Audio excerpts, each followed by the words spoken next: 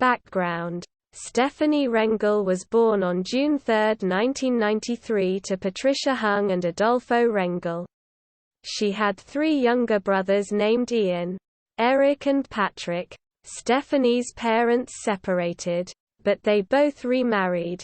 Patricia, Adolfo and Stefanie's stepdad James Hung are all police officers. Stefanie began dating David when she was 12 and he was 15. They hung out at the park near her house and went out for lunch at a pizza joint.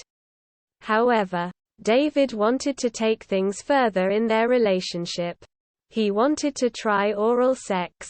One day he called Stefanie through her home phone, wanting to let her know about this. Patricia heard what David had said, and wanted Stefanie to stay away from him. David began dating 15-year-old Melissa Todorovich in March 2007. Melissa was a straight-A student who had a good home life, but she was insecure about how she looked. She believed she needed a boyfriend to tell her she was beautiful. David was Melissa's 4th boyfriend. Melissa was controlling in her previous relationships and once degraded former boyfriend's sexual behavior, smell, clothing and physical appearance, including his pubic hair. David was not an ideal boyfriend either, as he once hit Melissa during an argument and was unfaithful. His parents were separated. He was diagnosed with ADHD when he was 3 and he had behavioral problems and aggressive outbursts in school. At 14, he was charged with assaulting his mother. After this incident, he moved back and forth between his parents' homes. And at 15, he lived in a group home for 3 months. Melissa had never met Stefanie. She knew that Stefanie had once gone out with David.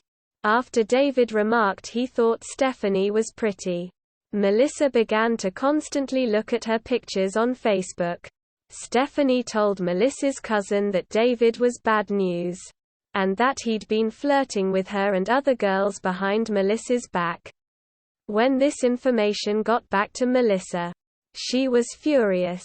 On May 22, 2007, she accused David of talking to Stefanie. During an instant messaging conversation, she said, "I'm going to fucking stab her if I want to. Then I'll just kill her." The next day, he offered to bring her a knife, and she said she already had one. "I even brought it to school today, lol." Melissa mused about persuading her brother to rape Stefanie. She and David discussed kidnapping Stefanie and taking her to a place where Melissa could kill her. David suggested waiting until the end of the school year, when he can have a getaway car. "Fine. No sex until then," she snapped back. Over the summer, their plot as to how to kill Stefanie continued. Melissa told David of a dream she'd had in which she was so jealous of Stefanie that she took a knife and cut off her boobs, then made a slit down her whole body and threw her off a balcony. Melissa told David that he was the one who must kill Stefanie. "I don't want to kill her. Lol," she wrote to him. "Like I don't care if someone kills her. But I don't want to. Lol." In September 2007, Stefanie started high school. She made tons of friends and was on the drama club. She had long forgotten about David. On October 20, David went to Stefanie's house and told her, "Melissa wants me to stab you." Then he threw down his cell phone and walked away, saying, "When she calls, tell her I tried so she'll stop pestering me to kill you." This incident scared Stefanie and she told her mom. Patricia called Melissa and warned her to stay away from her daughter. But Melissa wasn't easily intimidated. "Stefanie has to stop spreading rumors about me," she spat back. Patricia was surprised at Melissa's attitude. She attempted to explain that Stefanie only wanted to make sure she knew her boyfriend was being unfaithful. I explained that Stefanie had had a boyfriend until recently, Patricia says. And he cheated on her and she was trying to help Melissa. But she refused to listen. Patricia threatened to get a restraining order against her and ended the call. The Hungs returned David's cell phone to his mother and asked her to keep her son away from Stefanie. David's mother agreed this was a good idea. Patricia decided to forget about the incident and not alert police. On December 17, Melissa threatened to end their relationship and go out with another guy if David did not follow through with the murders. "You're getting blocked until you kill her," Melissa says. January 1, 2008, David texted Melissa 3 times. "Where are you? You're cheating. Why won't you answer me?" At 3 p.m., Melissa called him back, and they spoke for 15 minutes. She reminded him of her plans to go on top with another boy. After dozens more calls and texts, at 5:51 p.m., David called Melissa and said he was on his way to Stefanie's house with a knife. They spoke a few more times. Melissa calling David at 6 p.m. and 6:04, before he made the fateful call to Stefanie at 6:08. This time it worked. She came running out of her house. At that moment, Melissa called David. "I see her," he said, and ended the call. David stabbed Stefanie 6 times. Stefanie was still alive when a man named Gavin Shoebottom drove past the scene moments later. He jumped out of his car and held Stefanie as she moaned in pain. "Hold your stomach," he told her as he dialed 911. The 911 dispatcher instructed Shoebottom to apply pressure to the wound. And he used a bedsheet from his car. "It hurts," Stefanie said. Shoebottom asked if she knew who stabbed her, even though she was in incredible pain, and her organs were beginning to shut down. She mumbled the name of her attacker. "Bags went that way," she said, and pointed up the street. Shoebottom comforted her as he waited for the ambulance. Stefanie began to lose consciousness. The paramedics finally arrived and took Stefanie to Toronto East General, where she was pronounced dead. David went to Melissa's house after he stabbed Stefanie. When he arrived, Melissa had him reenact the killing. Then they had sex. After that, she called her mother to pick her up a latte. Melissa had received a Facebook message from her friend during that night, telling her that she heard Stefanie was killed. She asked if Melissa was worried she'd be a suspect. "Who knows, I wanted her dead." Melissa replied, "'Cause I only told you and David, so unless you told someone. Only you should. But I never did anything and neither did David. We fucked tonight. Lol." Patricia and James were visiting James' mother. Patricia got a phone call from Ian, informing her that someone was stabbed in their neighborhood. Patricia called her Stefanie, but Stefanie's phone went to voicemail. Patricia was worried. She had reminded Stefanie multiple times that if she wanted to have a cell phone she had to answer it. The Hungs arrived home to find yellow police tape strung up, the street blocked, and an officer at the end of their driveway. "We need to know what's going on because I can't find my daughter," Patricia told him. "Is the guy under arrest?"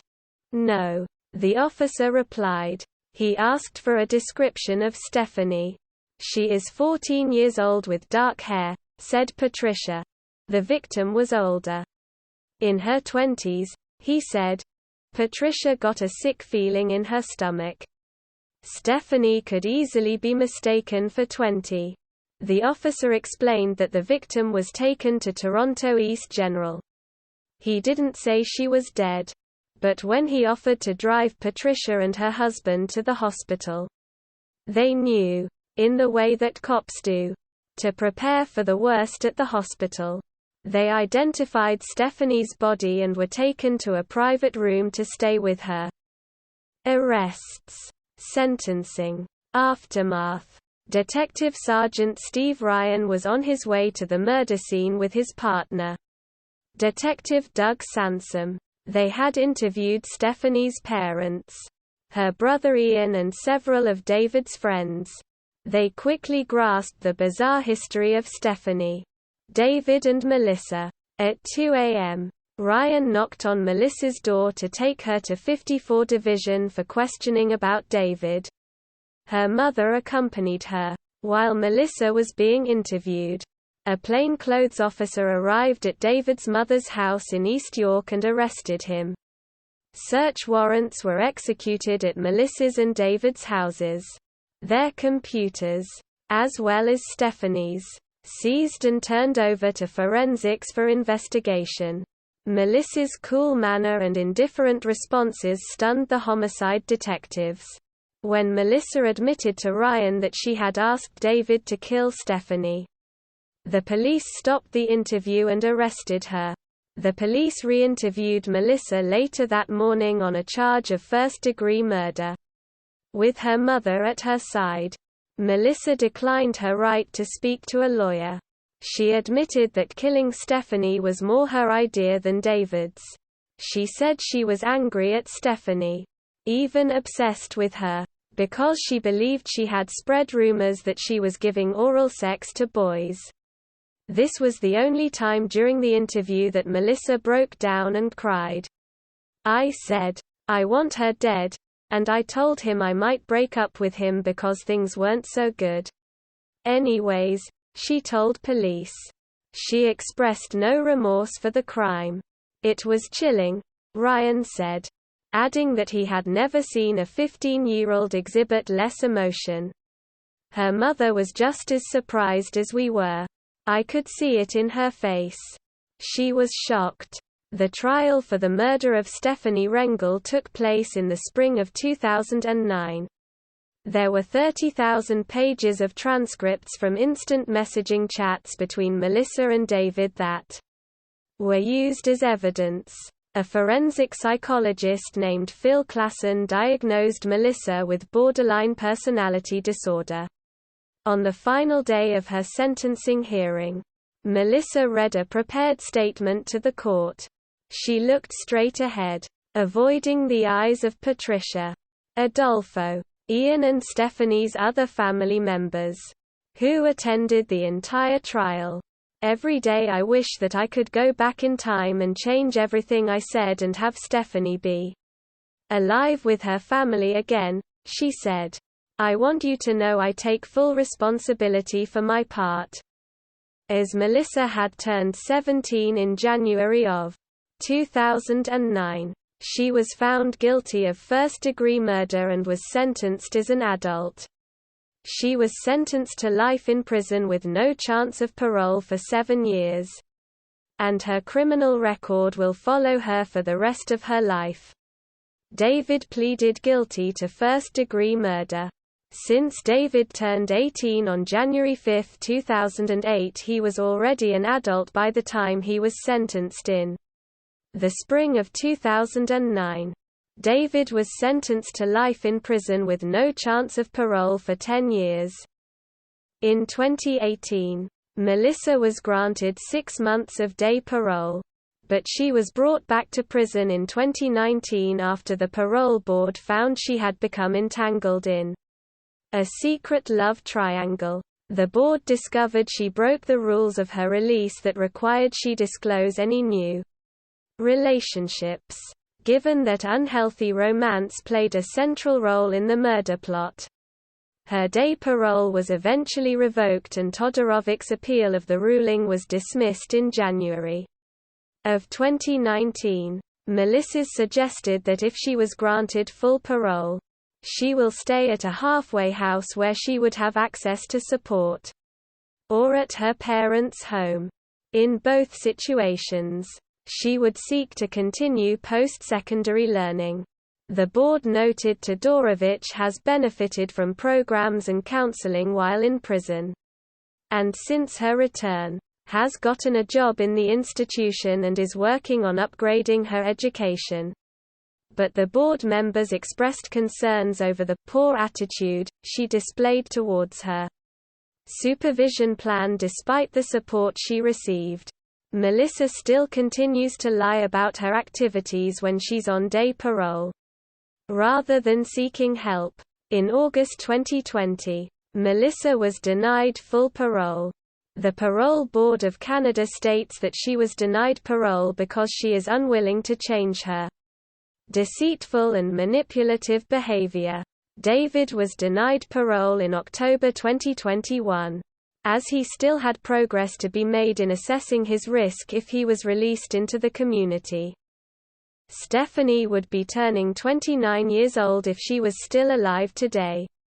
Rest in peace, Stefanie. Here are some articles about Stefanie Rengel's final days and Melissa Todorovic and David Bagshaw being denied parole.